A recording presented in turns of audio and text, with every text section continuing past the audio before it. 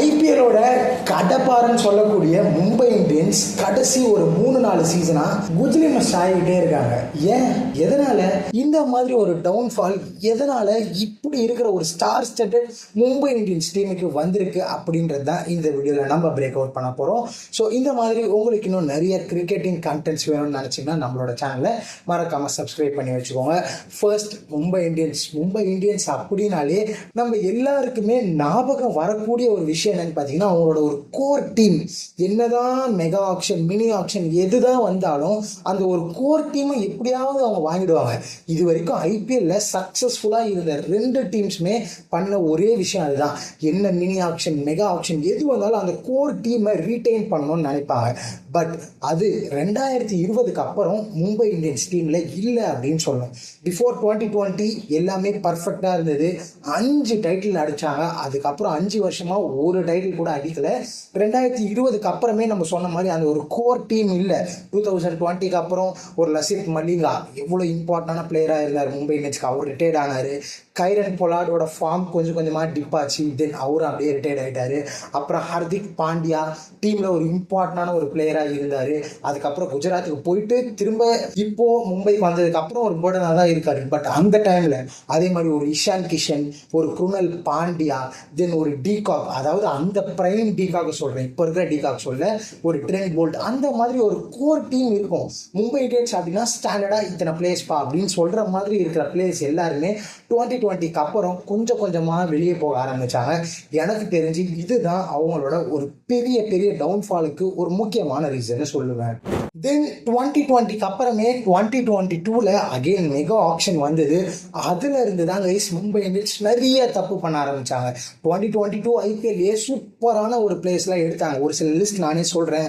Dewald Brevis எல்லாம் அப்போ தான் இவங்க எடுத்தாங்களே. அது வரைக்கும் டெவால் ப்ரூவிஸ் அப்படின்றவர் அந்த அளவுக்கு பெருசாக ஃபேமஸ் கிடையாது. ஸோ 2022னா ஒரு 4 வருஷத்துக்கு முன்னாடியே டெவால் ப்ரூவிஸை டீமில் எடுத்தாங்க. அதே மாதிரி டிம் டேவிட் அப்போ தான் சிங்கப்பூர்லேருந்து ஆஸ்திரேலியாவுக்கு விளையாட ஆரம்பித்தார். ஸ்டார்டிங் ஸ்டேஜ் அப்போவே அவரை எடுத்தாங்க. அந்த மாதிரி நிறைய பிளேயர்ஸ், ஒரு ரமன்தீப் சிங், கிறிஸ்டியன் ஸ்டப்ஸ், இந்த மாதிரி எங்கான பிளேயர்ஸ்லாம் 2022லேயே அவங்க எடுத்தாங்க. அதுக்கு ஹேட்ஸ் ஆஃப் டு மும்பை ஸ்கவுட்டிங்னு சொல்லணும். எம்ஐயோட ஸ்கவுட்டிங் பற்றி எல்லாருக்குமே தெரியும். பீட் லைக் ஒரு ஃபாரினராக இருந்தாலும் சரி, ஒரு இந்தியனாக இருந்தாலும் சரி, கரெக்டாக பொறுக்கி எடுப்பாங்க. அதே மாதிரி தான் 2022லேயும் பண்ணாங்க. எல்லாமே கரெக்டாக எடுத்தாங்க. பட் அதுக்கப்புறம் அவங்க பண்ணது தான் சரியில்லை. யாரையுமே பேக் பண்ணல. இதே ஒரு பழைய மும்பை இந்தியன்ஸ் டீமாக இருந்தால் என்ன பண்ணுவாங்கன்னா 200% அந்த டீமை ஒரு பேக் பண்ணுவாங்க. ஒரு யங் பிளேயர்ஸ், ஒரு பிரேவிஸ், ஒரு கிறிஸ்டியன் ஸ்டெப்ஸ், ஒரு டிம் டேவிட், ரமன்தீப் சிங், அந்த மாதிரிலாம் பிளேயர்ஸ் இருக்கும் போது கண்டிப்பாக பேக் பண்ணுவாங்க. பட் அதுக்கப்புறம், அதாவது 2020க்கு அப்புறம் அந்த பேக்கிங் கொஞ்சம் கொஞ்சமாக குறைஞ்சிதோ அப்படின்ற மாதிரி என்னோட மனசில் பட்டுது. அதே மாதிரி 2022ல் ஜோஃப்ரா ஆர்ச்சரையும் எடுத்தாங்க. பட் ஆர்ச்சர் அந்த சீசனும் இன்ஜுரி, அதுக்கப்புறமும் கொஞ்சம் இன்ஜுரிஸில் இருந்தார் நினைக்கிறேன். எனக்கு கரெக்டாக ஞாபகம் இல்லை. அதுவுமே ஒரு செட் பேக்காக ஆச்சு. அண்ட் 2020க்கு அப்புறம் இன்னொரு இம்பார்ட்டன்டான விஷயம் இவங்க எதில் தவறிட்டாங்கன்னு பார்த்தீங்கன்னா ஸ்பின்னிங் டிபார்ட்மெண்ட்ஸ். நீங்கள் 2020ல் இருந்தே பாருங்களேன், பெருசாக ஸ்பின்னர்ஸ் அப்படின்ற மாதிரி யாருமே இருக்க மாட்டாங்க. இந்த 2022 ஸ்குவாடில் கூட பார்த்தீங்கன்னா ஒரு மயங்க் மார்க்கண்டே, ஹிருத்திக் ஷோகேன், தென் குமார் கார்த்திகேயா, இந்த மாதிரி ஒரு பிளேயர்ஸ் எல்லாம் எடுத்தாங்களே தவிர ஒரு எக்ஸ்பீரியன்ஸ்டான பிளேயர், அப்போது முன்னாடி இருந்த மும்பை இந்தியன்ஸ் டீமில் ஒரு ஹர்பஜன் சிங் இருப்பார், அந்த மாதிரி ஒரு எக்ஸ்பீரியன்ஸ்டான பிளேயரை இவங்க எடுத்துகிட்டு வர மறந்துட்டாங்க. ஸ்பின்னர்ஸ் மேலே சுத்தமாக கான்சன்ட்ரேட்டே பண்ணல. இப்போ தான் போன சீசன் தான் ஒரு மிடில் சாண்டர் எடுத்து அவர் வச்சு கொஞ்சம் கொஞ்சமாக ஓட்டிகிட்டு இருக்காங்க. பட் 2020 சீசனுக்கு அப்புறமே அவங்களோட வின்னிங் அது முடிஞ்சதில்ல அந்த வருஷம். அதுக்கப்புறமே இவங்க ஸ்பின்னர்ஸ் மேலே கான்சன்ட்ரேட் பண்ணுறதையும் நிறுத்திட்டாங்க. நீங்கள் கடைசி ஒரு 5 வருஷத்தில் சொல்கிற மாதிரி மும்பை இந்தியன்ஸில் ஒரு ஸ்பின்னர்னு பார்த்தா யாருமே நமக்கு ஞாபகம் வரல. ஒரு ராகுல் சஹர் இருந்தார், மயங்க் மார்க்கண்டே இருந்தார், குமார் கார்த்திகேயா, தென் ரித்திக் ஷோகேன், இந்த மாதிரிலாம் ஆப்ஷன்ஸ் நிறைய பேர் வந்துட்டு போனாங்க. ஏன் லாஸ்ட் சீசன் விக்னேஷ் புத்தூர் கூட இருந்தாரு. பட் அவங்களையுமே யாருமே பேக் பண்ணல. ஸோ பேக் பண்ணாதது இவங்களுக்கு ஒரு பெரிய அடின்னு சொல்லணும். அதே மாதிரி பவுலிங் அப்படின்னு வரும்போது 2020க்கு அப்புறமே இவங்க பண்ண ஒரே தப்பு என்னன்னு பார்த்தீங்கன்னா over Reliance on Jasprit Bumrah. எப்போ கேளு பும்ரா இருக்காரு அப்படின்றத மட்டும் வச்சு இவங்க ஒரு ஸ்குவாட் பில்ட் பண்ண பார்த்தாங்க. அது ஒர்க் அவுட்டே ஆகலை. இதுக்கு முன்னாடி பார்த்தீங்கன்னா ஒரு பெரிய பெரிய டாப் நேம்ஸ் லைக் ஒரு ட்ரெண்ட் போல்ட் ஆடி இருக்காரு, லசித் மலிங்கா, மிச்சல் மெக்லகன், தென் ஒரு மிச்சல் ஜான்சன், அந்த மாதிரி ஒரு ஸ்டார் ஸ்டட்டட் பவுலிங் யூனிட்டாக இருக்கும். பட் இப்போ ரீசெண்ட் டேஸில் பார்க்கும்போது இவங்களோட டவுன்ஃபாலுக்கு ஒரு முக்கியமான முக்கியமான ரீசன்னு பார்க்கும்போது பவுலிங்.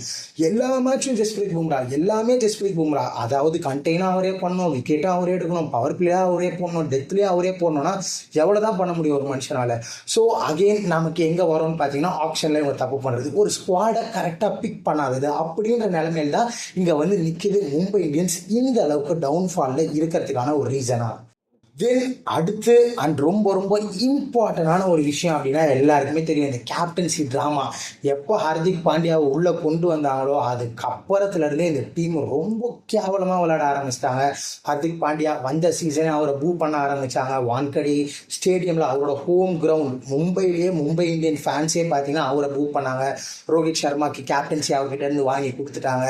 அதே மாதிரி அதுக்கப்புறம் நிறைய பிரச்சனை. அப்போ பார்த்தீங்கன்னா ஹார்திக் பாண்டியா டீமுக்குள்ள வரும்போது எல்லாருமே கொஞ்சம் பெரிய பிளேயர்ஸ் ஆகிட்டாங்க. பீட் லைக் ஒரு ஜஸ்பிரீத் பும்ரா ஒரு மேட்ச் வின்னர் ஆகிட்டாரு, ஒரு சூரியகுமார் யாதவ் ஒரு மேட்ச் வின்னர், திலக் வர்மா எல்லாருமே ஒரு தனித்தனியாக ஒரு ஸ்டார் பிளேயர்ஸ் ஆகிட்டாங்க, ஒரு ஸ்டார்டம் பிளேயர்ஸ், அவங்களுக்குன்னு ஒரு வேல்யூ இருக்கிற மாதிரி ஒரு பிளேயர்ஸாக மாறிட்டாங்க. அந்த மாதிரி ஒரு டீமை இவரால் மேனேஜ் பண்ண முடியலையோ அப்படின்றது ஒரு பெரிய கேள்விக்குறி. பிகாஸ் ரோஹித் சர்மா கேப்டன்சி பண்ணும்போது அவர் ஒருத்தவர் தான் லீடர், அவர் கீழே எல்லாருமே இருப்பாங்க, ஒரு சிஸ்டமாக எல்லாமே போயிட்டு இருந்த மாதிரி இருந்தது. அதே மாதிரி ஒரு ரோல் கிளாரிட்டி இருக்கும். இதே ரோஹித் சர்மா கேப்டன்சி பண்றாரு அப்படின்னு வைங்களேன், திலக் வர்மாவா ஸ்பின்னை ஹிட் பண்ணணும், ஸ்பின் ஹிட்டர் இவர் தான். அதே மாதிரி மிடில் ஓவர்ஸில் சூரியகுமார் யாதவ் வராரா, அவர் ஃபாஸ்ட் பாலர்ஸ் அட்டாக் பண்ணணும். அதே மாதிரி ஓப்பனர்ஸாக குவான்டின் டிகாக் அடிக்கணும். அந்த மாதிரி ஒரு ரோல் கிளாரிட்டி இருக்கும். பட் இப்போ அது லேக் ஆகுதுன்னு தோணுது. ஒவ்வொருத்தவங்க ஒவ்வொரு விதத்தில் யோசிக்கிறாங்களோ அப்படின்றது நமக்கு தோணுது. அண்ட் அதே மாதிரி ஹர்திக் பாண்டியா ஒரு மோசமான கேப்டன் நான் சொல்லலை. அப்படி பார்த்தீங்கன்னா குஜராத் டைட்டன்ஸ்க்காக போன ஃபர்ஸ்ட் சீசனே வின் பண்ணி கொடுத்தாரு, செகண்ட் சீசன் ரன்னர் அப்பா ஆனார். பட் அங்கே நீங்கள் யோசிச்சு பார்த்தீங்கன்னா அவர் ஹர்திக் பாண்டியா கீழே இருந்தவங்க எல்லாருமே அவருக்கு ஒரு ஜூனியரான பிளேயர்ஸ். ஸோ இந்த மாதிரி ஒரு ஸ்டார் ஸ்டாண்டர்ட் டீமை மெயின்டைன் பண்ணுறதுக்கு அந்த அளவுக்கு எக்ஸ்பீரியன்ஸ் இல்லையான்னு தெரியல. ஸோ இதுக்கப்புறம் வர சீசன்லேயாவது கண்டிப்பாக இது எல்லாத்தையும் அட்ரஸ் பண்ணும். இது ஒன் பேட் சீசன் ஒரு 5 வருஷம் ஆயிடுச்சு. பிகாஸ் இந்த 5 வருஷத்தில் நீங்கள் எப்போ பார்த்தாலும் மும்பை இந்தியன்ஸ் ஒரு கடப்பார டீமாக தான் இருப்பாங்க. பட் வருஷம் அவங்களும் குஜ்லி மஸ்ட் ஆகிட்டே தான் இருக்காங்க. இந்த ஸ்குவாடை வச்சாடா தோக்குறீங்க, இந்த டீமை வச்சா தோக்குறீங்க, நம்மளும் ஒவ்வொரு வாட்டியும் ஆச்சரியத்தில் தான் பார்த்துட்டு இருப்போம். ஸோ இது கண்டிப்பாக ஒரு யோசிக்க வேண்டிய ஒரு விஷயம். மும்பை இந்தியன்ஸ் திங்க் டேங்க் உட்காந்து யோசிக்கணும் நெக்ஸ்ட் என்ன பண்ணலாம் அப்படின்ட்டு. அகெயின் 2026 ஐபிஎல் முடிஞ்சிருச்சு, அவ்வளோதான். இதுக்கப்புறம்லாம் அவங்க கம்பேக் கொடுத்ததுக்கு வாய்ப்பே கிடையாது. 2027 நல்ல ஒரு ரீவாம் பண்ணி கேப்டன்சிலாம் எடுத்து வேறு யாருக்கா கொடுத்து ஏதாவது பண்ண முடியுமா அப்படின்றத யோசிக்கணும். ஸோ நீங்கள் என்ன நினைக்கிறீங்கன்றதையும் மறக்காமல் கமெண்ட் செக்ஷனில் சொல்லுங்கள். அண்ட் இந்த மாதிரி உங்களுக்கு இன்னும் நிறைய வீடியோஸ் வேணும்னு நினச்சின்னா நம்மள மறக்காமல் ஃபாலோ பண்ணிக்கோங்க.